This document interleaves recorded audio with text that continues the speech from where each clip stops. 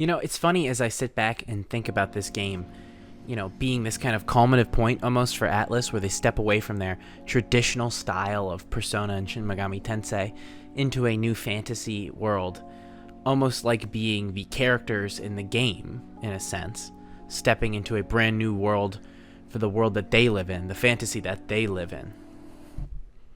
Almost kind of like a metaphor. Get it? Because I just roll the video.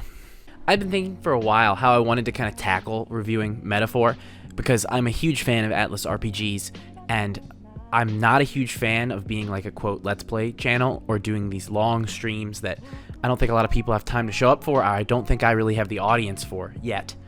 And as much as I would love to do those sort of things, it's just not the time and place. So how can someone like me do something fresh that still gives you that same experience?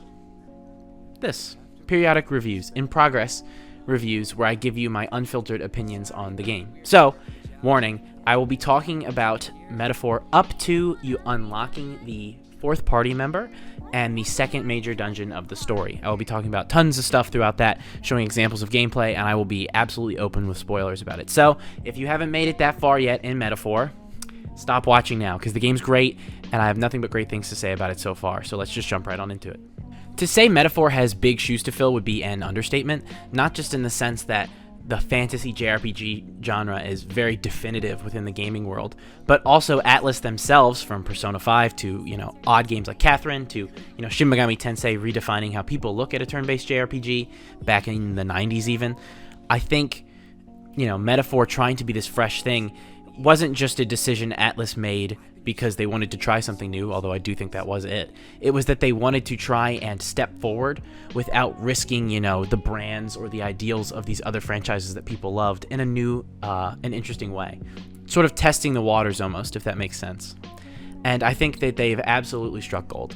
Metaphor so far, again, for where I'm at, is fantastic and feels like a completely fresh but also familiar experience. I see people criticizing it for having similarities to, Persona's systems, in the sense of it has different elemental weaknesses, and you transform and you have these big moments, and obviously Atlus has certain style points that they like. Shin Megami Tensei, inspire Persona, and Persona is now inspiring Metaphor, and even their other games like Catherine have, obviously taken from different details of those franchises. But I feel that Metaphor in of itself is this nice, complete experience that reminds you of what you love about Atlus, but is also fresh enough that I feel comfortable telling other people, hey, if maybe you weren't completely on board with Persona, give this a try. Right off the bat, you realize that this game is going to be special. At least I did.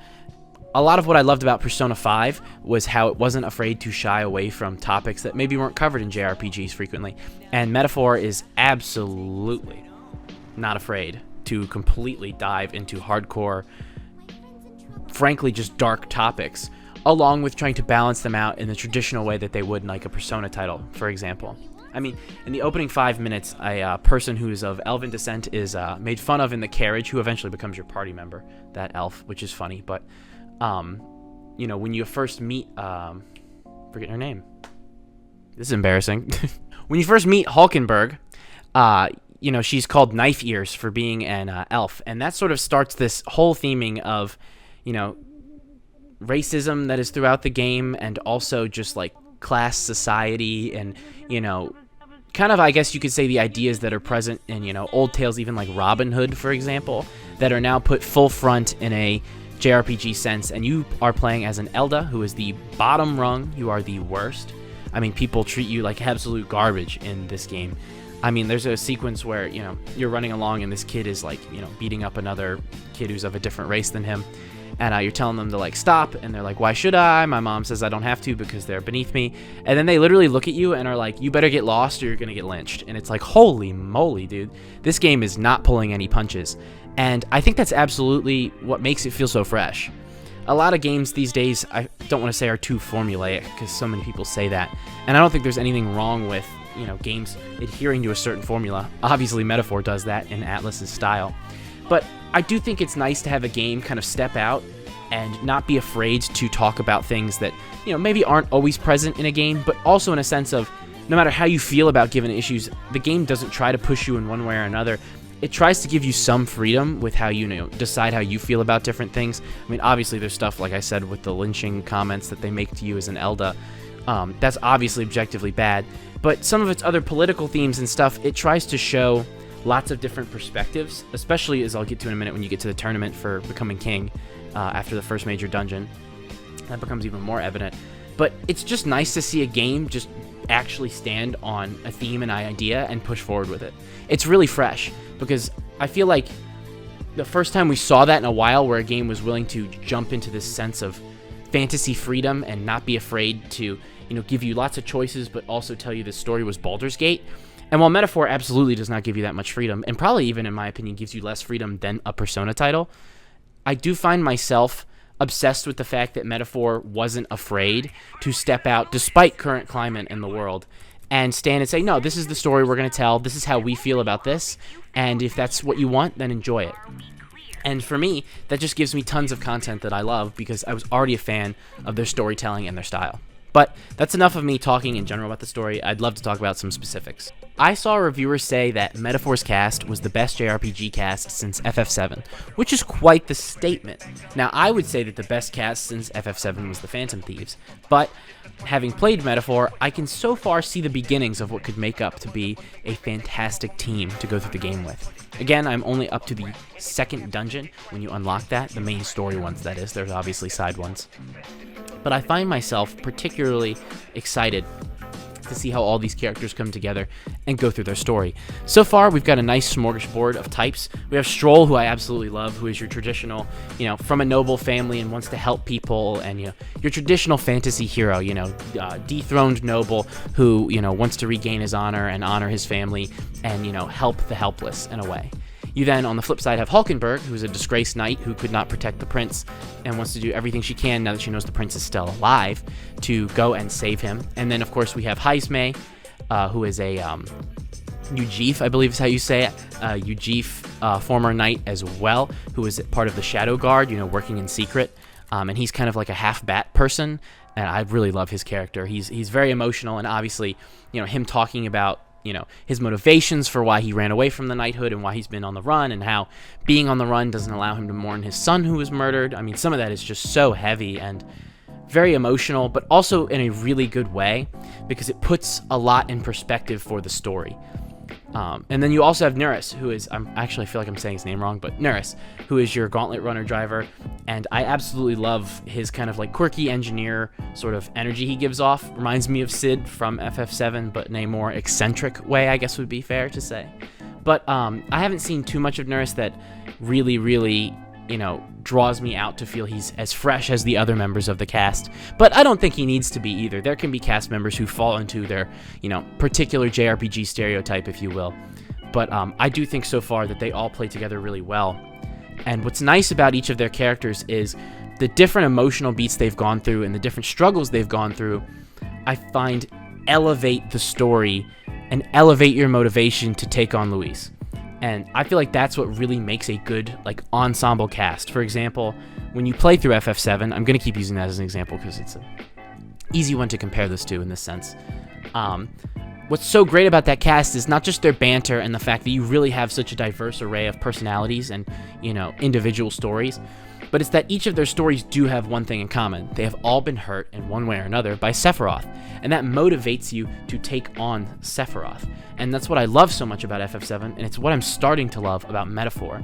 You have this wide array of characters that, I feel like if you could pick an example like the Phantom Thieves, as much as I love them versus the Metaphor cast, the Phantom Thieves are all classmates, and while they do have a common goal, they're not all that different. Maybe mild personality type differences, but at heart, An isn't super different from Ryuji, and I know people will get mad at me for that, but that's, a good example. And then you have characters like Makoto and Yusuke who are, eccentric for different reasons, Makoto wanting to be, a grade A student in that game and Yusuke being an artist. But I think what really makes Metaphor shine is the characters are so distinctly different. Stroll is very different than Hulkenberg, and his reasons for fighting are very different than hers. And same thing with Heismay, and same thing with yourself, being an Elda. But you are completely brought together by the fact that you desire to take down Luis, and you think that what he's doing to your country and what he's doing to each of your respective peoples is so painfully cruel. And that also sets up for Luis to be a great villain. The opening scene of this game is Luis assassinating the king, straight up regicide, which is kind of cool. It really sets the stage very well, and I love that Atlus is kind of, post Persona 5, having this big moment of, the opening casino heist that's so famous from that game. Not being afraid to have another big opening of the king's been slayed, you as the audience member knows who slayed the king, and it starts to give you this sort of intrigue and feel that drags you into this world, and then it's only elevated the more you go through it. A great example of this is the first dungeon of the game. I loved the first dungeon. The music in it was fantastic. The boss fight at the end, I'm forgetting the exact human name that they give the human monster that you fight, but the way it has the teacup on its head and you crack the eggshell and the knights come marching out, I mean, it's just utterly insane. I haven't seen boss design like that in forever. It felt so fresh and so kind of, I don't want to say raw, that feels wrong, but just sort of this idea of like a crazed painter just going crazy when he designs this and then leaving it that way. There is no sharpening, there is no edges. It's meant to look strange, it's meant to grab your attention. JRPGs should do that. They have great enemy design. It's one of the things I love about the genre. Going back to FF7, Sephiroth's design and some of the other monsters you fight and things like that, they're also unique and for their time were incredibly fresh. Metaphor feels that same way for the current climate we're in now. The entire layout of the first dungeon and slowly going through it, seeing the different things that Luis's necromancer, whose name I am currently forgetting, has, committed, terrible crimes against, all of the soldiers there that were of his own or the innocent people he's killed and, turned them into zombies and, raised them from the dead and is summoning all these awful monsters to stop you as well. It's a traditional fantasy setting, but when put in context of how we got there, of the king taking over, or of the king dying and Luis attempting to take over and, then the king raising the entire big castle into the sky, pretty much, and having this giant face saying, I will protect the candidates for king and, we will have the people decide. It's super interesting to see that in place. Taking a traditional necromancer who literally just, pulls bones out of people and throws shards and, raises the dead and making that traditional fantasy enemy so much more compelling in the context of why you're fighting him and what you're trying to prevent and, this giant emotional moment where, Grius is killed when attempting to assassinate Luis. All of that is so, when jumbled together, kind of like chili or like a stew or like jambalaya. Each of its ingredients is something familiar to you, but when you throw it into this pot that Metaphor is, it becomes so much fresher, so much newer. An element of spice and pizzazz that other fantasy games just simply don't have right now. They've chosen to take things but give them to you in their way. Sort of connecting back to what I had said at the start, Atlus taking a new step, and that is how Metaphor feels. Especially moving after the first dungeon. After you unite with Stroll and Hulkenberg and you stop the Necromancer and save the town from the half-resurrected human that you fight, you're off to the tournament arc to decide who becomes king. And obviously you are the bottom of the rung. You're the race that nobody even talks about. You are the, lowest of the low, if you will, within their society. And you are running to be king. You have found yourself a gauntlet runner through Nurse, who I mentioned earlier, and Hulkenberg's connection with him through the Knights. And you are now off to attempt to seize the throne, or at the very least, in the process of doing that, get close to Luis so you can kill him. The problem being that Luis is, obviously, if you've played the game, protected from assassination by the king's magic, when he raised the island into the sky post his death and announced that, the people would assemble together, and that they would choose who the king would be. This is a super interesting way that they handled this tournament arc, because it is a traditional anime-style tournament arc where, you have different personalities clashing with each other on a race to achieve different things. But at the same time, it's in the context of our world as well as this fantasy world we live in. And when I say our world, I literally mean like us living on Earth and in this existence. Metaphor leans heavier, in my opinion, into this in its beginning of its quote-unquote second act or second period till the dungeon, where, you sign at the start of the game a little pact where it goes, I don't want to know your character's name, I want to know your name, the person controlling the character. And then there's constantly references through the fantasy novel to what at least strikes me as the world we live in, or at least an ideal idea of what we almost live in the real world. And seeing Metaphor compare that almost as if, we're playing a story where the story they read in the book is our world, I noticed they're slowly leaning into that more and more. And the tournament arc brushes that out, I think, at least a little bit of it I've seen so far, incredibly well. I find myself not just motivated because Luis is a douchebag and I want to kill him really badly. And obviously, you know, I want to say while I'm on it before I forget, I do love Luis's design. It's obviously, you know, biblically inspired. It's a, you know, Lucifer-esque design of, you know, the perfectly handsome man with horns who, you know, while on the outside he seems so charming, he's super devious and evil on the inside. But the way he's performed and played and written in the script, it's this sense of bravado that you don't always see with those characters. You know, when you see an Anakin Skywalker type, if you will, and you have this sort of, you know, guy who is troubled and is moving towards the dark side, and, you know, he's lovable, but you sense there's this darkness in him. It's usually played in either a very sneaky, shady way or a, you know, troubled, tortured way. And I think a great modern example in film to compare Luis to, or at least where the character's heading to, really fast, spoilers for Dune 2 if you haven't seen it, but Paul Atreides, you know, slowly becoming this more villain-esque figure, I'll say. He hasn't completely gone over the edge, or well, I guess that's up to interpretation, but he's right there at the very least. That sort of bravado he has towards the end of Dune is how Luis feels, but in, you know, obviously a more evil way up front. It's this sense of, it's not just that he is evil and doesn't care about, you know, his psychopathic tendencies of killing others, but it's that he actually believes it's his destiny. He's allowed to do this. This is okay because it's me. I am destined to be king, and anybody who gets in my way is just simply a pawn that must be moved. And the way that's played with such bravado and written so confidently, it feels so fresh. And it makes him so easily hateable, but also so easy to understand why people would fall under him. Sometimes when you see such a blatantly evil character, it can be tough to look at that and go, well, why would anybody follow this guy, you know?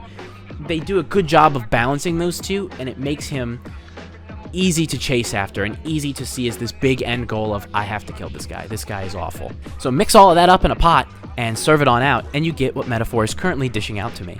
I am running through this tournament arc. I am attempting to achieve the first goal, which is bring the head of the biggest monster, and I am chasing down Luis as much as I can to get revenge, not just for the prince who's been cursed by him, but also the king who was murdered.